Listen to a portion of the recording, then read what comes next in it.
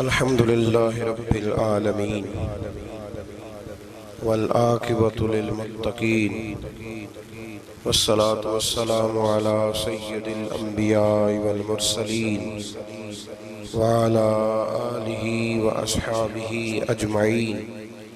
أما بعد، أعوذ بالله من الشيطان الرجيم. بسم الله الرحمن الرحيم. ذلك الكتاب لا ريب فيه.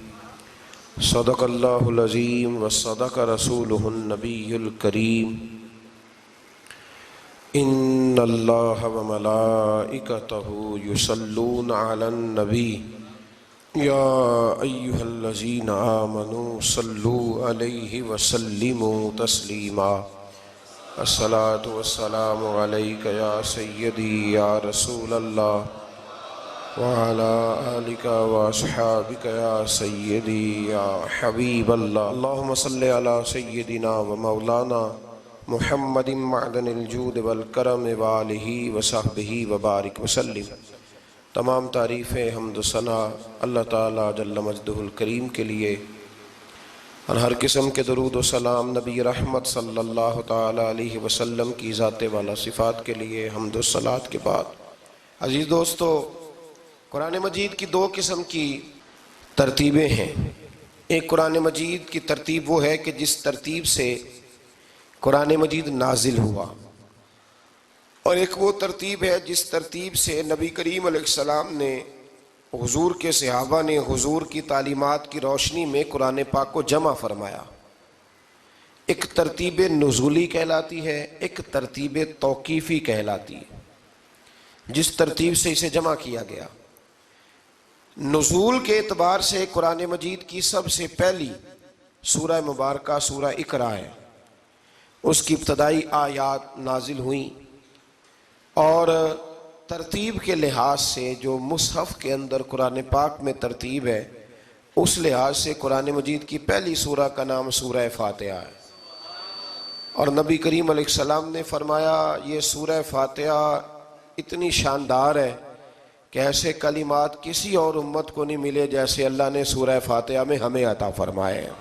قرآن پاک میں دو قسم کی صورتیں، ایک تو یہ میں نے عرض کر دی اس کی ترتیب، اسی طرح دو قسم کی صورتیں، کچھ مکی صورتیں ہیں اور کچھ مدنی صورتیں ہیں. ہمارے طالب علم اکثر اسکولوں اور کالجوں میں یہ سمجھتے ہیں کہ جو مکے میں نازل ہوئی وہ مکی ہیں، جو مدینے میں نازل ہوئی وہ مدنی ہیں. حالانکہ ایسا نہیں ہے.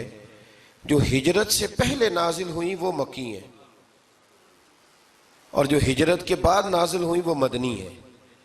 وہ آیت اگر بدر میں بھی نازل ہو نا، کچھ قرآن مجید کی آیات مختلف مقامات پر بھی نازل ہوئی ہیں. مختلف مقامات پر حضور بدر میں تھے تو وہاں بھی قرآن مجید نازل ہوا. نبی کریم علیہ السلام احد میں تھے تو وہاں بھی قرآن پاک نازل ہوا. تو ترتیب یہ کی جائے گی کہ جو صورتیں ہجرت سے پہلے نازل ہوئیں وہ مکی ہیں، اور جو ہجرت کے بعد نازل ہوئیں وہ مدنی ہیں. سورہ فاتحہ کا آغاز اور قرآن مجید کی ہر سورت کا آغاز سوائے سورہ توبہ کے بسم اللہ شریف سے ہوتا ہے. اور نبی کریم علیہ السلام نے اتنا زور دیا کہ حضور فرمانے لگے دروازہ بند کرنے سے پہلے بھی بسم اللہ شریف پڑھا کرو، اور برتن ڈھانپنے سے پہلے بھی بسم اللہ شریف پڑھا کرو. نبی پاک علیہ السلام نے ہر جائز اور مستحسن کام سے قبل بسم اللہ شریف پڑھنے کا حکم دیا. بسم اللہ کے مفاہیم کیا ہیں؟ فرمایا بسم اللہ الرحمن الرحیم، اللہ کے نام سے شروع جو بڑا ہی مہربان نہایت رحم کرنے والا ہے. باقی ترجمہ کرنے والوں نے کہا کہ شروع اللہ کے نام سے، تو اعلیٰ حضرت فرمانے لگے کہ پھر تو شروع سے ہو گیا، پھر تو شروع سے ہو گیا. تو حضور پھر کیا ترجمہ کریں؟ فرمانے لگے یہ ترجمہ نہ کرو کہ شروع اللہ کے نام سے، بلکہ ترجمہ یہ کرو کہ اللہ کے نام سے شروع. یہ دیکھیں نا، سوچ ہے نا بزرگوں کی، اللہ کے نام سے، تاکہ واقعی اللہ کے نام سے شروع ہو. پھر ارشاد فرمایا الحمدللہ رب العالمین، تمام تعریفیں اللہ کے لیے جو تمام جہانوں کو پالنے والا ہے. جب انسان کو تھوڑا سا ترجمہ آتا ہو نا، اس کی تھوڑی توجہ ہو، اسے نماز پڑھنے کا بھی بڑا ہی مزہ آتا ہے. نبی کریم علیہ السلام فرماتے ہیں، رب فرماتا ہے یہ سورہ فاتحہ میرے اور میرے بندے کے درمیان آدھی آدھی ہے. آدھی میری ہے آدھی میرے بندے کی ہے۔ جب وہ کہتا ہے نا مالک یوم الدین، تو یہاں تک وہ میری تعریف کرتا ہے، ایاک نعبد و ایاک نستعین تک پہنچتا ہے تو اب میرا اور اس کا آدھا آدھا کام شروع ہو جاتا ہے۔ پھر آگے میرا بندہ جب مجھ سے دعا مانگتا ہے تو یہ اس کے الفاظ ہیں جو میں اپنے فضل سے قبول فرمایا کرتا ہوں۔ تو ارشاد فرمایا تمام تعریفیں اللہ کے لیے جو تمام جہانوں کا پالنے والا ہے، الرحمن الرحیم، بڑا ہی مہربان ہے نہایت۔ یہ رحمان مبالغے کا صیغہ ہے، یعنی اتنا رحم کرنے والا کہ جتنا کوئی اور رحم نہ کر سکے، اس لیے اللہ ہی رحمان ہو سکتا ہے، بندہ کوئی رحمان نہیں ہو سکتا۔ بندے کو رحیم کہا جا سکتا ہے، نبی پاک رحیم ہے لیکن رحمان نہیں ہے، اس لیے کسی بھی انسان کا نام رحمان نہیں ہو سکتا۔ کسی دکان پر بعض اوقات لوگ نام رکھ لیتے ہیں رحمان بک ڈپو، تو یہ درست نہیں ہے۔ بندے کا نام رحمان نہیں ہو سکتا، عبد الرحمان، اس لیے کہ یہ لفظ رحمان خدا کے علاوہ کسی اور کے لیے بولنا درست نہیں ہے۔ پھر ارشاد فرمایا مالک یوم الدین، اللہ مالک ہے قیامت کے دن کا۔ تو یا اللہ آج کے دن کا مالک بھی تو ہی ہے، آج جو یکم رمضان مبارک ہے تو اس دن کا مالک بھی اللہ ہی ہے۔ تو یہ جو خاص کر کہا مالک یوم الدین، اس کا معنی یہ ہے کہ یہاں کچھ لوگ عارضی طور بھی تو بعض چیزوں کے مالک ہیں نا، یہ زمین میری ہے، یہ گھڑی میری ہے، یہ گھر میرا ہے، یہ بچے میرے ہیں، عارضی طور پر بھی تو لوگ مالک ہیں، لیکن قیامت کے دن عارضی طور پر بھی کوئی مالک نہیں ہوگا۔ قیامت میں ساری بادشاہی فقط میرے اللہ کی ہوگی، بلکہ رب کریم فرمائے گا کہاں ہیں وہ لوگ جو دنیا میں بادشاہ بنا کرتے تھے، کدھر ہے؟ بڑے بڑے کج کلا جو کہتے تھے کہ ہم اٹھتے ہیں تو لوگ اٹھتے ہیں، بیٹھتے ہیں تو دنیا بیٹھ جاتی، وہ کہاں ہے؟ جب کوئی نہیں بولے گا تو رب فرمائے گا للہ الواحد القہار، آج ایک رب واحد اور قہار کی حکمرانی ہے۔ پھر ارشاد فرمایا ایاک نعبد و ایاک نستعین، بے شک ہم تیری ہی عبادت کرتے ہیں اور تجھی سے مدد چاہتے ہیں۔ عبادت بھی اللہ کی ہے اور مدد بھی، یہ جو بندوں کے ذریعے بعض اوقات مدد ہوتی ہے تو یہ مدد بھی اللہ کی ہے، یہ مدد بھی اللہ کی ہے۔ یہ کسی بندے نے مائک بنایا ہے جس کی مدد سے آپ تک آواز جا رہی ہے، تو اس کو عقل کس نے دی تھی بنانے کی؟ تو پھر مدد کس کی ہوئی؟ اللہ کی۔ تو دنیا میں کوئی بھی جو مدد کرتا ہے وہ اللہ کے ولی کریں، نبی کرے، پیغمبر کریں، تو وہ مدد کس کی ہے؟ اللہ کی، اس لیے کہ وہ ذاتی طور پر کچھ بھی نہیں کر سکتے، اگر اللہ انہیں توفیق نہ دے وہ کسی کی مدد نہیں کر سکتے۔ تو ایاک نعبد و ایاک نستعین، ہم تیری ہی عبادت کرتے ہیں، تجھی سے مدد چاہتے ہیں۔ اہدنا الصراط المستقیم، اے اللہ ہمیں سیدھا راستہ دکھا۔ کون سا راستہ سیدھا ہے؟ کون سا راستہ سیدھا ہے؟ تو اللہ نے خود ہی فرمایا ایسے ہی نہ بھٹک جانا، راستہ سیدھا وہ ہے صراط الذین انعمت علیہم، ان لوگوں کا راستہ سیدھا ہے جن پر اللہ نے انعام فرمایا ہے۔ اور وہ کون ہے؟ قرآن مجید نے خود فرمایا انعم اللہ علیہم من النبیین والصدیقین والشہداء والصالحین، وہ نبی ہیں، صدیق ہیں، شہید ہیں اور نیک لوگ ہیں۔ فرمایا اپنی مرضی کے راستے پہ چلو گے تو بھٹک جاؤ گے، رب کی بارگاہ میں سوال کرنا کہ وہ تمہیں نبیوں کے، صدیقوں کے، شہیدوں کے اور نیک لوگوں کے راستے پہ چلائے۔ غیر المغضوب علیہم ولا الضالین، نہ ان لوگوں کے راستے پہ چلا جن پر تیرا غضب ہوا، اور نہ ان کے راستے پہ چلا جن پر تو ناراض ہوا، جنہیں تو نے گمراہ کیا، ان لوگوں کے راستے پہ نہ چلا، بلکہ ان لوگوں کے راستے پہ چلا جن پر تیرا انعام ہوا۔ یہ جو لوگ ہیں نا مغضوب علیہم ولا الضالین، ایک گروہ یہودیوں کا ہے اور ایک عیسائیوں کا ہے۔ کہا جا رہا ہے یا اللہ نہ یہودیوں کے راستے پہ چلا اور نہ عیسائیوں کے راستے پہ چلا، ہمیں تو ابو بکر صدیق کے راستے پہ چلا، ہمیں تو عمر فاروق کے راستے پہ چلا، عثمان غنی، مولا علی اور جناب ابو ہریرہ کے راستے پہ چلا۔ اب یہ سورہ فاتحہ کا تو میں نے مکمل ترجمہ عرض کیا۔ سورہ بقرہ یہ قرآن مجید کی سب سے بڑی سورہ ہے۔ ایک حدیث اس کی فضیلت پہ سن لے، نبی کریم علیہ السلام نے فرمایا جس گھر میں سورۃ بقرہ پڑھی جائے نا، فرمایا جن کیا وہاں سے تو شیطان بھی بھاگ جاتا ہے۔ سورہ بقرہ گھروں میں پڑھیں، یہ سب سے بڑا تعویذ ہے۔ اگر گھر میں جنات ہوں، کوئی آسیب ہوں، اور یہ وہ والا تعویذ ہے جو مدینے والے رسول نے عطا فرمایا ہے۔ یہ سب سے بڑی سورہ ہے۔ مفسرین فرماتے ہیں اگر کوئی استدلال کی قوت رکھتا ہو تو ایک 100 چیز کا اللہ نے حکم دیا ہے، بلکہ امام اعظم فرماتے ہیں 100 تھوڑی ہے، میری نظر سے پڑھو تو 1000 چیزوں کا حکم دیا ہے، 1000 سے منع کیا ہے، اور 1000 قسم کی نصیحتیں اللہ کریم نے سورہ بقرہ کے اندر فرمائی ہیں۔ اس سورہ مبارکہ کا جو پہلا رکوع ہے نا، اس میں جو سب سے پہلی آیت ہے وہ ہے الف لام میم۔ ان کو کہتے ہیں حروف مقطعات۔ پہلا لفظ ہی جب کوئی قرآن مجید کا پڑھتا ہے نا، بہت بڑا عالم فاضل، بہت بڑا محدث، تو اسے یہ کہنا پڑتا ہے کہ میں نہیں جانتا، اللہ جانتا ہے یا اللہ کا رسول جانتا ہے۔ الف لام میم کا معنی ہم نہیں جانتے، اللہ جانے یا اللہ کا رسول جانے، یا جس کو وہ دونوں بتا دیں وہ جانتا ہے، ورنہ یہ اللہ اور اس کے رسول کا راز ہے۔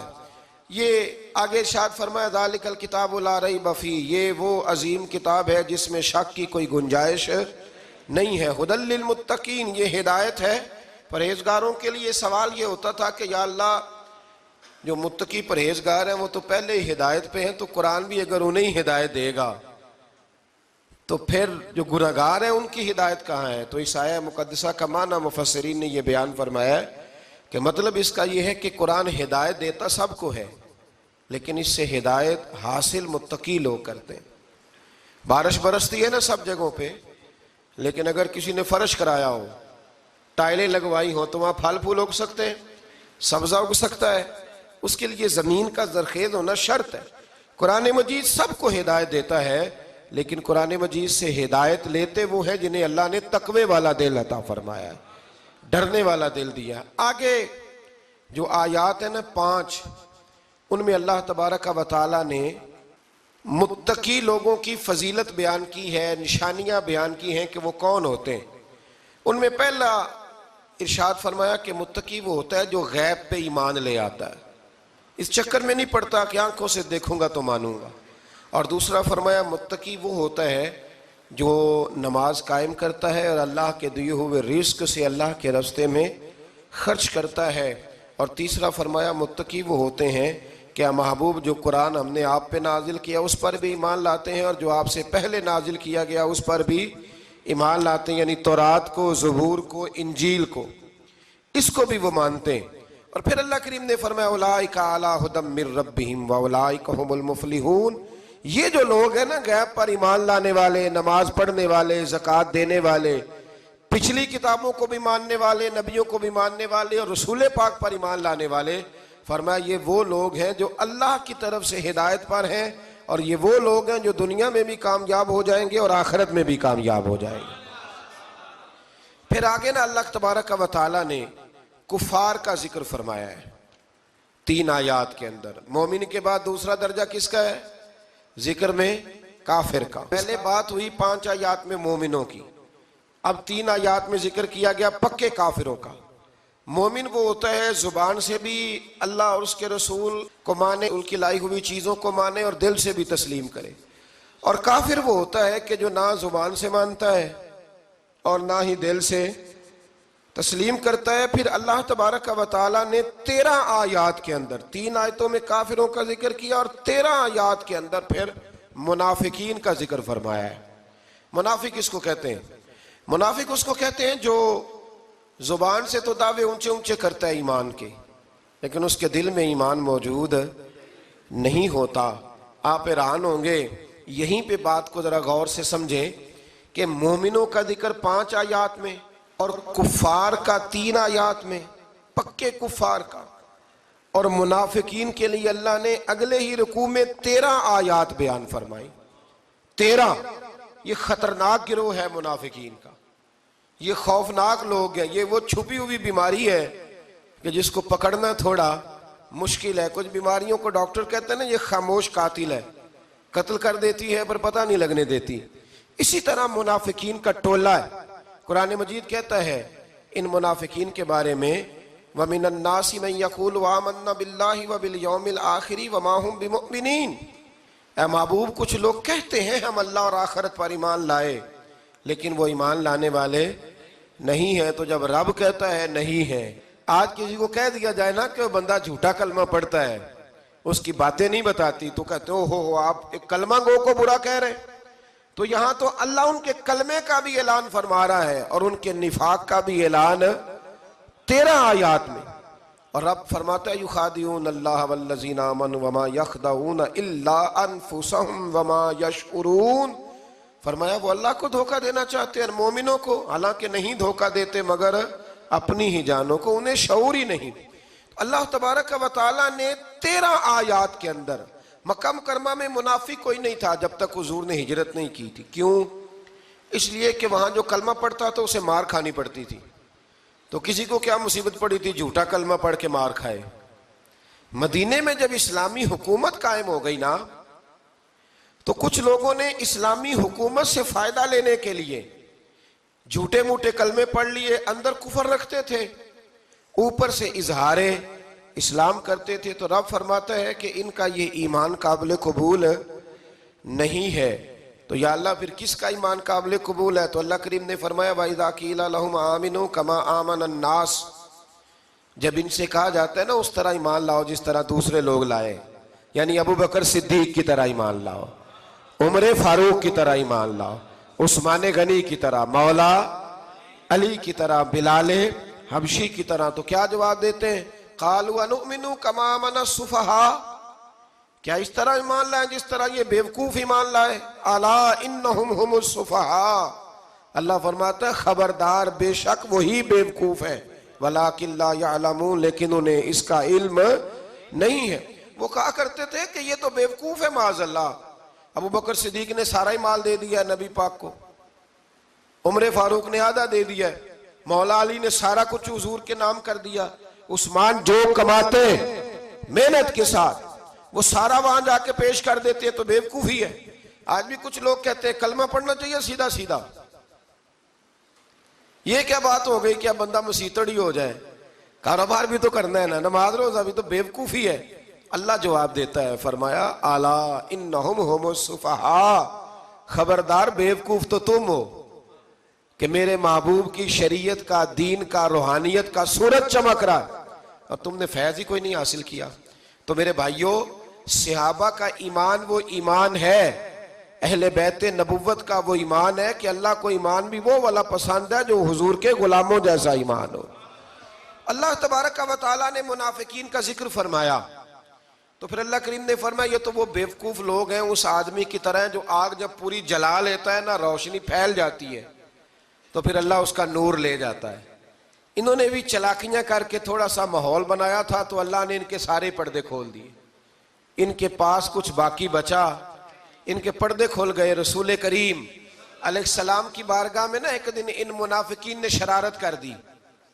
منافقین نے شرارت کیا کی؟ جب حضور صلی اللہ علیہ وسلم نے فرمایا نا پوچھو جو پوچھنا ہے، تو امام راضی کہتے ہیں یہ پیچھے نمازیں پڑھتے تھے، یہ 313 تھے حضور کے پیچھے. اگر مدینے میں رہ کے منافق ہو سکتے ہیں تو باقی ملکوں میں بھی تو ہو ہی سکتے ہیں نا جی. حضور کے پیچھے نمازیں پڑھتے تھے تو ایک دن کہنے لگے جی یہ کہتے ہیں جو مرضی پوچھو تو ہم پیچھے نمازیں پڑھتے ہیں، ہمارا انہیں پتہ نہیں.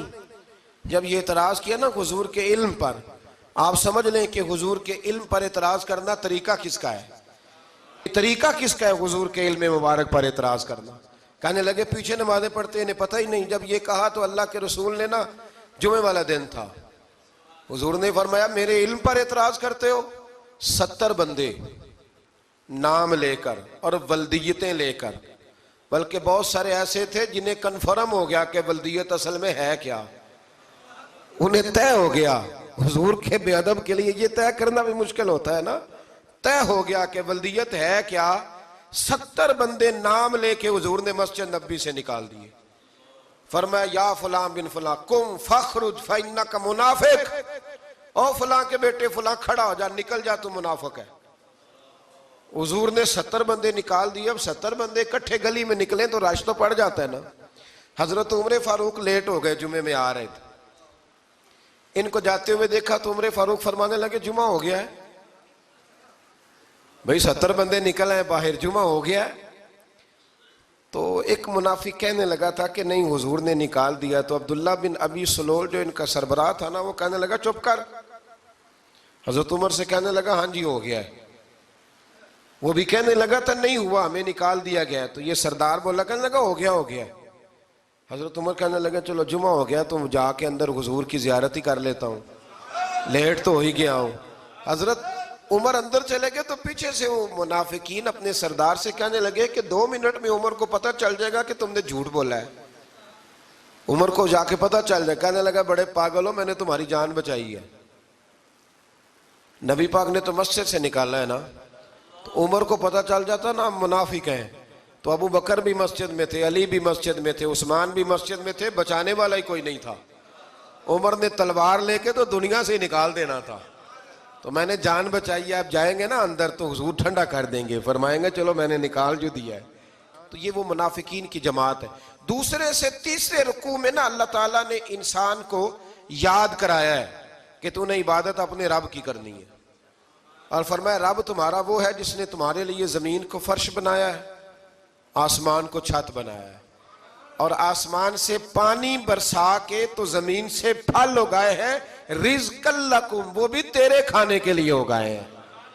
وہ جو آسمان سے بارش برسا کے زمین سے سبز اور پھل اگائے ہیں تو وہ بھی تیرے لیے۔ جب سارا کچھ تیرے لیے بنایا تو بھی تو عبادت کرنا اپنے رب کی، پھر کسی کو اس کا شریک نہ ٹھہرا۔ ایک چیلنج بھی کیا قرآن مجید نے اس رکوع کے اندر، کہا کرتے تھے مکے کے لوگ کہ آپ قرآن مجید کی آیتیں نبی کریم علیہ السلام سے کہا کرتے تھے کہ معاذ اللہ آپ خود بناتے ہیں، بنا کے لاتے ہیں۔ تو اللہ کریم نے فرمایا وَإِن كُنتُمْ فِي رَيْبٍ مِّمَّا نَزَّلْنَا عَلَىٰ عَبْدِنَا فَأْتُوا بِسُورَةٍ مِّن مِّثْلِهِ، اگر تمہیں شک ہو نا اس میں جو ہم نے بندہ خاص پہ نازل کیا ہے تو تم بھی اس جیسی ایک صورت بنا کے لاؤ۔ پڑھے لکھے تو تم بھی ہو نا، مکے میں تم بھی رہتے ہو، تو ایک صورت بنا کے لاؤ۔ قرآن مجید ہم سے چھینا گیا ہے سازش کے تحت، اس لیے کہ جس قوم کو قرآن آ جاتا ہے نا پھر کوئی کافر اس کا مقابلہ نہیں کر سکتا۔ دیکھیں نا اگر کافروں کے پاس جواب ہوتا قرآن پاک کا تو بدر اور احد میں نا کوئی آیت بنا کے لاتے قرآن کے مقابلے کی، تلواریں لے کے نہ آتے، ان کے پاس جواب ہی نہیں تھا۔ اور قیامت تک کسی کافر کے پاس قرآن مجید کا کوئی جواب، قرآن کا کوئی جواب، قسم اللہ کی جواب کوئی نہیں، قرآن کا اس کا کوئی جواب نہیں۔ کیا بات ہے قرآن پاک کی۔ وہ ایک دفعہ مسلمہ کذاب بے ایمان کہنے لگا میں نے بنا لیا ہے قرآن پاک کا جواب، معاذ اللہ۔ جواب کیا بنایا؟ وہ سورت ہے نا القاریۃ ما القاریہ وما ادراک ما القاریہ، کھڑکھڑانے والی کیا ہے، کھڑکھڑانے والی تمہیں کیا پتا کیا ہے کھڑکھڑی، قیامت کا ذکر ہے۔ کہنے لگا میں نے اس جیسی سورت بنا لیا، تو کیا بنایا؟ الفیل ملفیل وما ادراک ما الفیل، کہنے لگا ہاتھی، تمہیں کیا پتا کیا ہاتھی، تم کیا جانو کیا ہاتھی۔ تو پاس جو اس کے اپنے بیٹھے تھے نا چیلے، وہ کہنے لگے چپ کر جا، سارے زمانے کو پتا ہے ہاتھی کیا ہوتا ہے۔ تو پاگل ہے، اس کے 2 کان ہوتے ہیں، ایک سونڈ ہوتی ہے، 4 اس کے پیر ہوتے ہیں۔ بیوقوف آدمی قرآن کا مقابلہ کرنا ہے تو کچھ چج کے ساتھ کر، پاگلوں کی طرح مقابلہ کرے گا، جوتے کھائے گا بھی ہمیں بھی پڑھوائے گا۔ تو قرآن مجید کا کوئی مقابلہ کر سکا؟ تو اس آیہ مبارکہ میں اللہ نے کافروں کو یہ کہا اگر مقابلہ نہیں کر سکتے تو پھر اللہ سے ڈرو، ورنہ دوزخ میں ڈالے جاؤ گے، وہ جس کا ایندھن آدمی اور پتھر ہے، اور بنائی بھی کافروں کے لیے گئی ہے۔ اعدت للکافرین، جہنم کس کے لیے بنائی گئی ہے؟ کافروں اور منافقوں کے لیے۔ مسلمانوں کے لیے بنائی گئی، مسلمان مرضی سے چھلانگے لگائیں تو ان کی موج ہے، ورنہ ان کے لیے جہنم، ان کے لیے اللہ نے جنت بنائی ہے۔ اور یہ بات کرتے ہی رب کریم نے فرمایا اے محبوب علیہ السلام مومنوں کو خوشخبری دے دیں کہ اللہ نے ان کے لیے جنت بنائی ہے، اس میں باغات ہیں، انہیں رزق دیا جائے گا کھانے کے لیے، اور اس میں انہیں پاکیزہ بیویاں دی جائیں گی، اور پھر وہ اس میں ہمیشہ رہیں گے، انہیں اس سے نکالا نہیں جائے گا۔ آگے جو آیات کریمہ ہے نا اس کے اندر اللہ تبارک و تعالیٰ نے فرمایا ہے کہ اللہ حیا نہیں کرتا سمجھانے کے لیے مچھر کی مثال بھی دینی پڑے۔ فرمایا قرآن سے کچھ لوگ ہدایت حاصل کرتے ہیں اور کچھ گمراہ ہو جاتے ہیں۔ جب لوگ اپنی مرضی کی تشریحات چاہتے ہیں تو گمراہ ہوتے ہیں، اور جب قرآن کو رسول اللہ صلی اللہ علیہ وسلم اور امت مسلمہ کی تشریحات کی روشنی میں سمجھتے ہیں تو پھر اللہ ہدایت عطا فرماتا ہے۔ پھر اللہ تبارک و تعالیٰ نے آگے ارشاد فرمایا حضرت آدم کی پیدائش کا واقعہ۔ کچھ مفسرین نے لکھا اللہ نے مشورہ کیا تھا فرشتوں سے، وَإِذْ قَالَ رَبُّكَ لِلْمَلَائِكَةِ إِنِّي جَاعِلٌ فِي الْأَرْضِ خَلِيفَةً لیکن کچھ مفسرین کہتے ہیں کہ اللہ کو ضرورت نہیں فرشتوں سے مشورہ کرنے کی. اللہ نے فرشتوں سے مشورہ نہیں کیا، بلکہ رب نے انہیں آگاہ فرمایا تھا کہ میں لگا ہوں زمین پہ اپنا نائب بنانے، میں خلافت دینے لگا ہوں زمین پہ. اب یہ تو دینے والی کی مرضی ہے نا اس نے کس کو دینی ہے، یہ تو دینے والے کی مرضی ہے نا اس نے. تو کچھ لوگ کہتے ہیں کہ دینے والے سے زیادہ ہمیں پتہ ہے. تو فرشتوں کو بھی یہ اجتہادی خطا ہو گئی، کہنے لگے یا اللہ اسے نہ بنانا، یہ فساد کرے گا، یہ خون ریزیاں کرے گا. تو اللہ نے فرمایا جو میں جانتا ہوں وہ تم. اللہ اکبر. امام راضی فرماتے جب رمضان آتا ہے تو اللہ فرشتوں سے کہتا ہے ذرا یہ کھول کے دروازے دیکھو نا یہ زمین پہ کیا کر رہے ہیں. تم تو کہتے تھے فساد کریں گے اور یہ سارے تراویحاں پڑھ رہے ہیں. تم تو گویا کہتے تھے فساد کریں گے اور یہ تو دیکھو گویا رمضان کے روزے رکھ رہے ہیں، یہ تو میری یاد میں نکلے ہوئے ہیں. تم کچھ کہتے تھے اور دیکھو میں نے تمہیں کہا تھا نا جو میں جانتا ہوں وہ تم. اللہ نے پھر حضرت آدم علیہ السلام کو تمام زمانے کے علوم عطا کیے، علم سکھا لیا. تو فرشتوں سے کہا تم بھی ان چیزوں کے نام بتاؤ، تو وہ بتا سکے نہیں. اللہ نے فرمایا اب اس طرح کرو آدم کو سجدہ کرو. سب نے سجدہ کیا سوائے. وہ کہنے لگا یا اللہ صرف تجھے ہی کرنا ہے. کرنا بھی صرف اللہ کو چاہیے، پر رب کے آگے بھی جھکنا چاہیے، اور جس کے سامنے رب جھکائے نا وہاں بھی. اور یہ جو عاجزی ہے نا، یہ جو جھکنا ہے، یہ علم کے آگے ہے. ہماری مصیبت یہ ہے کہ ہم علم کے آگے بھی گردن جھکانے کو تیار نہیں ہوتے، وہاں بھی ہم خود عالم فاضل بن جاتے. تو فرمایا کہ سب سے کہا سجدہ کرو، سب نے سجدہ کیا سوائے ابلیس کے. تو پھر ہوا کیا وکان من الکافرین، وہ کافروں میں سے ہو گیا. پھر اللہ نے حضرت آدم کو اور جناب حوا کو نا مقام دے دیا جنت میں رہنے کے لیے، اور کہا سارا کچھ کھانا، درخت کے قریب نہ جانا. ابھی آپ کسی سے کہہ دیں تھوڑا سا کہ پیچھے نہ دیکھنا، یعنی اگر میری سمجھ لیں ادب کی وجہ سے کوئی 1.5-2 منٹ یا 6 منٹ نہیں بھی نہ دیکھے گا تو سوچے گا ضرور کہ پتہ نہیں اب پیچھے کیا ہے، مصیبت کیا ہے. یعنی آپ کہہ کے دیکھ لیں کسی کو پیچھے نہ دیکھنا. فطرت ہے نا انسان کی، وہ جستجو کرتا ہے. کہا اس درخت کے پاس نہ جانا. تو حضرت حوا سلام اللہ علیہ کہتے ہیں دل میں خیال رہتا تھا کہ آخر ہے کیا درخت کے پاس. یہی انسان کا عقیدہ توحید ہے کہ جہاں سے رب منع کر دے وہاں وہ منع ہو جائے. اور یہ ان کی خطا نہیں تھی، یہ اللہ کی حکمت تھی، چونکہ رب نے تو پہلے کہہ دیا تھا بنایا ہی زمین کے لیے، تو یہ تو سارا کچھ ہونا تھا تو زمین پہ آنا تھا نا. تو حضرت حوا اور جناب آدم کے پاس شیطان آیا. اب اس کو نکال تو دیا تھا پر ابھی اس کا جنت میں آنا جانا بند نہیں ہوا تھا، یہ بھی اللہ کی حکمت تھی. تو وہ کہنے لگا تمہیں پتہ ہے بعد میں مر جاؤ گے. تو حضرت حوا کہنے لگی کیا موت بھی آئے گی؟ کہاں، اس کی تکلیف بھی بڑی ہوگی، تو پھر بچیں گے کیسے؟ تو کہنے لگے پھل کھا لو اس درخت کا. تو بچنے کے لیے پھل کھایا تھا. جس طرح لوگ آج بہت سارے کام بچنے کے لیے کرتے ہیں پر بچ سکتے، بچنے کے لیے پھل کھایا. تو اللہ نے فرمایا زمین پہ چلے جاؤ.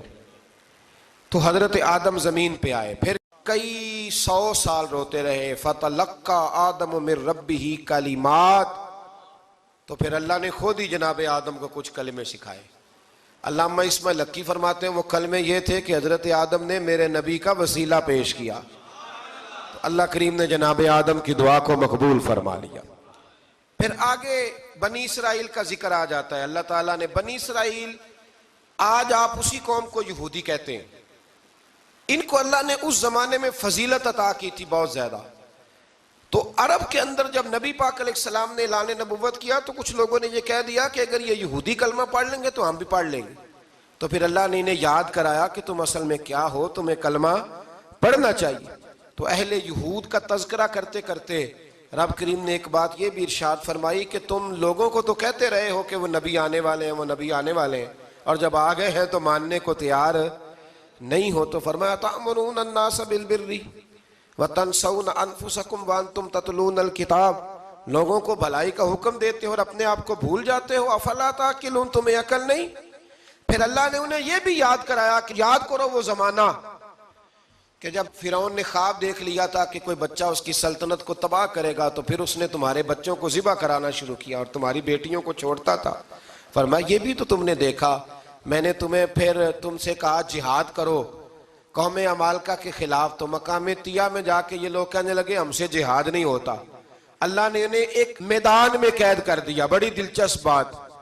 قید تو لوگ ہوتے ہیں نا چار دیواری میں, تو اللہ نے بنی اسرائیل والوں کو جب انہوں نے کہا جہاد نہیں کریں گے تو اللہ نے میدان میں قید کر دیا. میدان میں. یہ یاد رکھیں, جب انسان اللہ کی نافرمانی کرتا ہے تو اسے ایسی قید ملتی ہے جس کا اس نے تصور بھی نہیں کیا ہوتا. ایک میدان ہے مقام طیہ, قید ہو گئے. سارا دن سفر کرتے تھے, سارا دن. تو رات کو تھک کے سوتے تھے, صبح اٹھتے تھے نا جب, تو وہیں ہوتے تھے جہاں کل صبح چلے تھے. تو رب جب کسی کو قیدی بناتا ہے تو اسے زنجیروں کی, سلاخوں کی ضرورت. دعا فرمائے اللہ تبارک و تعالی غموں سے نجات عطا فرمائے. یہ دعا فرمائے. ایسی قید دیتا ہے کہ جس سے پھر چھٹکارا ہو سکتا. تو بنی اسرائیل کا بہت زیادہ تذکرہ اس پارے میں اللہ تبارک و تعالی نے پھر بیان کیا, اور پھر کہا کہ انہیں جو حکم دیا جاتا تھا یہ اس کی سرتابی کرتے تھے. پھر اللہ نے ان پر ذلت نازل کر دی اور یہ ہمیشہ اس کا شکار رہے. قوم سبت کا ذکر فرمایا اللہ نے. ہفتے والے دن کچھ لوگ نافرمانی کرتے تھے. ہمارے بھی ہیلے بہانے ہیں نا آج کل کاروبار میں. تو اسی سپارے کی آیت نمبر 65 کے اندر اللہ تعالیٰ نے حضرت داؤد کی قوم کا ذکر کیا کہ اللہ نے انہیں حکم دیا تھا کہ ہفتے والے دن مچھلیاں نہیں پکڑنی. تو وہ کہتے تھے چلو ہاتھ لگا کے نہیں پکڑنی, ہاتھ لگا کے. وہ ہمارے لوگ ہیلے بہانے تلاش کر لیتے ہیں نا. وہ بڑے جناب انشورنس والا آ گیا, اب وہ بینک والا آ گیا, وہ فلانے صاحب آ گئے, وہ تروڑ مروڑ کے کہانیاں باتیں, اور پھر ہمیں بھی رستے مل جاتے ہیں بچنے کے. مفتی صاحب نے کہہ دیا تھا, ایک مولانا سے میں نے ان کو کہا ہفتے والے دن مچھلیاں نہیں پکڑنی. کا نہیں پکڑتے, چھوٹے چھوٹے حوض بنا لیے. تو مچھلیاں زیادہ آتی تھی اس دن, یہ بھی اللہ کی قدرت تھی. نماز کے وقت گاہک زیادہ آتے ہیں, یہ اس کی قدرت ہوتی ہے. تو وہ مچھلیاں حوض میں جمع ہو جاتی ہیں. یوں سمجھ لیں کہ جال انہوں نے لگا لیے ہوئے تھے, تو جال میں وہ پھنستی رہتی تھی, حوضوں میں آتی رہتی تھی. ہفتے کو نہیں پکڑتے تھے, اتوار کو پکڑ لیتے تھے. تو پھر اللہ نے انہیں سزا دی. فرمایا تماشے کرتے ہو اللہ کے حکم کے ساتھ. کیا سزا دی؟ فَقُلْنَا لَهُمْ كُونُوا قِرَادَةً خَاسِئِينَ. فرمایا بندر بن جاؤ دھتکارے ہوئے. جو رزق حرام طریقے سے کماتے تھے رب انہیں بندر بنا دیتا تھا. ابھی بھی میں نے دیکھے ہیں بڑے بڑے تاجر پاگلوں جیسی زندگی گزار رہے ہیں. نفسیاتی طور پہ سکون نہیں ہے, کروڑوں روپیہ پڑا ہے. کیوں؟ اس لیے کہ رب کے بتائے ہوئے طریقے کے مطابق تجارت نہیں کرتے. آگے ایک اور دلچسپ بات آ گئی. بنی اسرائیل کے اندر نا ایک شخص نے اپنے چچا کو قتل کر دیا جائیداد کے لیے. یہ دیکھیں کب سے لوگ جائیداد کے لیے قتل کرتے آ رہے ہیں. چچا کو قتل کر دیا, اور قتل کر کے حضرت موسیٰ علیہ السلام کے پاس آئے کہ میرے چچا کو کسی نے قتل کر دیا ہے, تو بتائیں کیا کرنا ہے. تو آپ نے فرمایا کہ گائے ذبح کرو, اور اس کا ایک ٹکڑا مقتول کو مارو, مرنے والے کو. وہ خود اٹھ کے بتا دے گا مجھے کس نے قتل کیا ہے.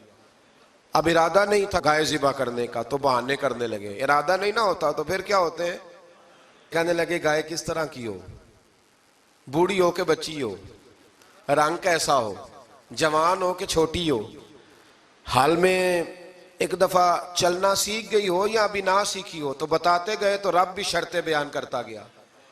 گہرے زرد رنگ کی ہو, حال کے اندر اسے نہ چلایا گیا ہو, پانی نہ نکالا گیا ہو, نہ بچی ہو نہ جوان ہو, اس کے درمیان ہو. یہ ساری شرطیں کہاں پائی جاتی تھیں؟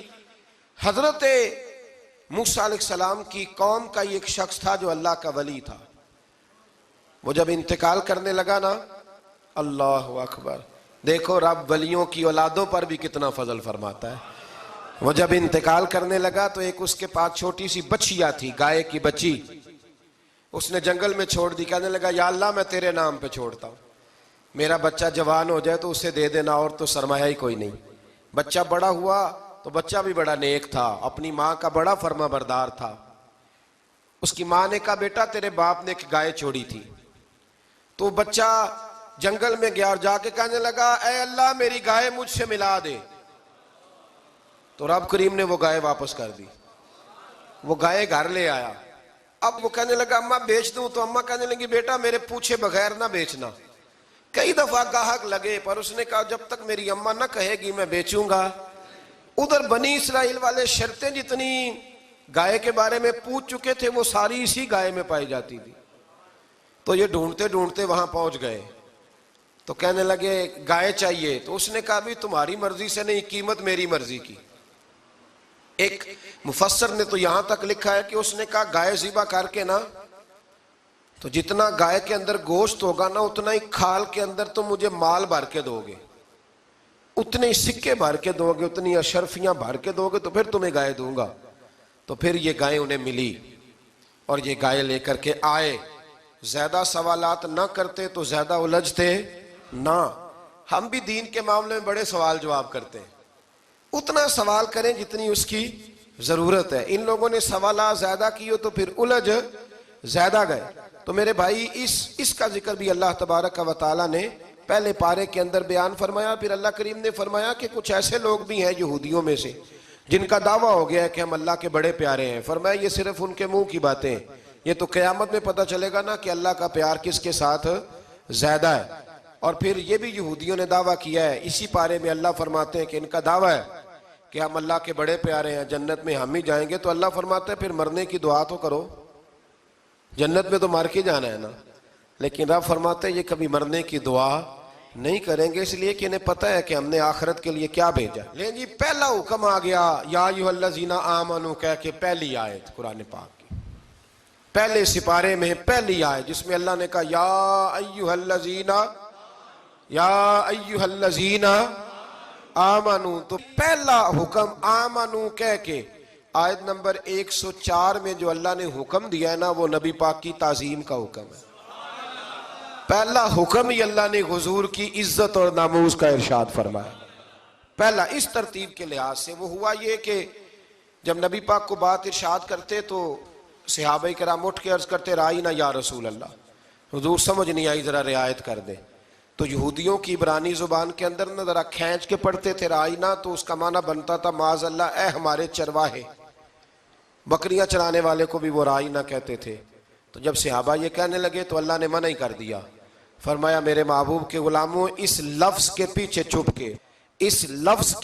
چھپ کے لوگ میرے نبی کی بے ادبی کر جاتے ہیں۔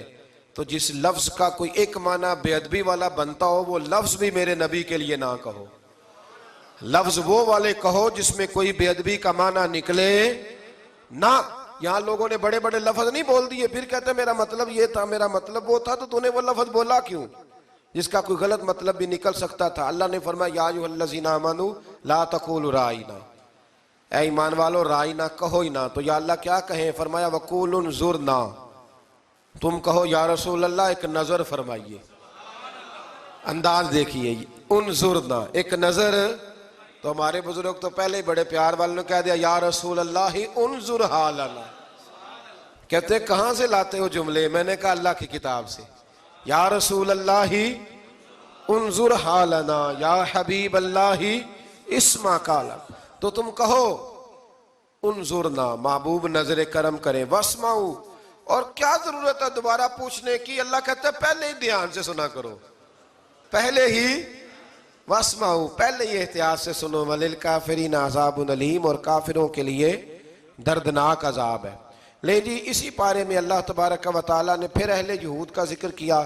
تو یہود کہنے لگے کہ ہم حضرت ابراہیم کے ماننے والے ہیں، تو اللہ کریم نے وہ بھی ذکر کیا کہ میں نے تو ابراہیم کو آزمایا ہے۔ وَإِذِ ابْتَلَىٰ إِبْرَاهِيمَ رَبُّهُ بِكَلِمَاتٍ فَأَتَمَّهُنَّ، ہم نے ابراہیم کو کچھ چیزوں سے آزمایا ہے، وہ ہماری آزمائش پہ پورے اترے۔ قَالَ إِنِّي جَاعِلُكَ لِلنَّاسِ إِمَامًا، تو پھر ہم نے انہیں کہا کہ ہم آپ کو پوری دنیا کا امام بنائیں گے۔ وہ آزمائش کیا تھی؟ آگ میں جانا بھی آزمائش، بیٹے کا نہ ہونا بھی آزمائش، بیٹا ہوا تو پھر اسے وادی غیر ذی زرع میں چھوڑ کے آنا بھی آزمائش، بڑا ہوا تو پھر ذبح کرنا بھی آزمائش۔ فرمایا جہاں جہاں آزمایا ہے نا ابراہیم ہماری آزمائش میں پورے اترے۔ فرمایا تو مفت میں حضرت ابراہیم کی اولاد بنتے ہو اور ان کا نام لیتے اور ان کے ساتھ اپنا تعلق بناتے ہو، دیکھو تو صحیح وہ کتنی آزمائشوں سے گزرے۔ تو اس کا بھی اللہ نے اسی میں ذکر فرمایا۔ اور پھر وہ بات کرتے تھے حضرت یعقوب کی اور حضرت اسحاق کی، تو فرمایا وہ تو ہمارے اتنے خاص بندے تھے کہ وصال کے وقت بھی انہوں نے اپنی اولادوں کو نصیحت فرمائی تھی کہ اللہ کی توحید پہ قائم رہنا۔ اس کا ذکر بھی اللہ نے اسی پارے میں بیان فرمایا۔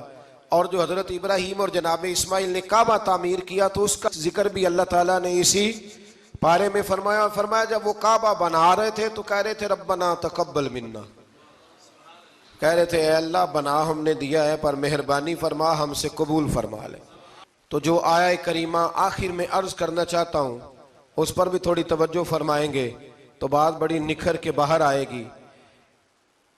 یہ 16ویں رکوع کے اندر اللہ نے پھر یہود کا اور عیسائیت کا ذکر فرمایا تو اللہ کریم نے ایک بات ارشاد فرمائی، یہودیوں کے ہاں جب کوئی بچہ پیدا ہوتا تھا وہ پیلے رنگ کے ساتھ اس کو رنگتے تھے، یا کوئی خاص رنگ تھا ان کا، بچہ پیدا ہوتا تو اس پر وہ رنگ چڑھاتے کہ یہ جی ہمارے مذہب کا رنگ ہے۔ ہمارے ہاں بھی رسمیں ہیں نا اپنی اپنی، معاذ اللہ اپنی اپنی نہیں ہونی چاہیے، اللہ رسول کا حکم ہونا چاہیے۔ تو یہودیوں کے ہاں بچہ پیدا ہوتا تو ایک خاص رنگ چڑھاتے، عیسائیوں کے ہاں پیدا ہوتا تو وہ بھی ایک خاص رنگ چڑھاتے۔ تو مسلمانوں کے ہاں بچے پیدا ہوئے تو انہوں نے بھی توجہ کی کہ یہ کیا ہو رہا ہے، تو رب کریم نے فرمایا صبغۃ اللہ، رنگ اللہ کا ہی ہے۔ ومن احسن من اللہ صبغہ، فرمایا اللہ کے رنگ سے زیادہ خوبصورت کس کا رنگ ہو سکتا ہے؟ اللہ کا رنگ کیا ہے؟ لا الہ الا اللہ محمد رسول اللہ صلی اللہ علیہ۔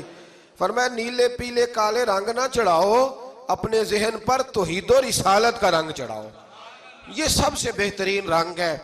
اگر تمہارے ذہنوں پر رب رسول کی توحید کا رنگ چڑھ گیا تو یہ وہ والا رنگ ہے، پھر تمہیں کسی اور رنگ کی طرف جانے کی ضرورت نہیں پڑے گی۔ تو فرمایا رنگ وہ پیدا کرو جو توحید کا ہے، رسالت کا ہے، اس رنگ کی توجہ کرو۔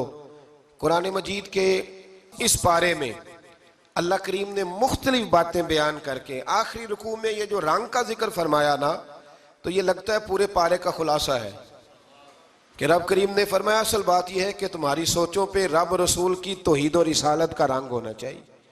ہر وقت بچہ پیدا ہو کوئی دنیا سے جائے تو رنگ کس کا ہونا چاہیے؟ اللہ رسول کے دین کا۔ اللہ تعالی ہمیں سمجھنے کی توفیق عطا فرمائے۔ آخر دعوانا ان الحمدللہ۔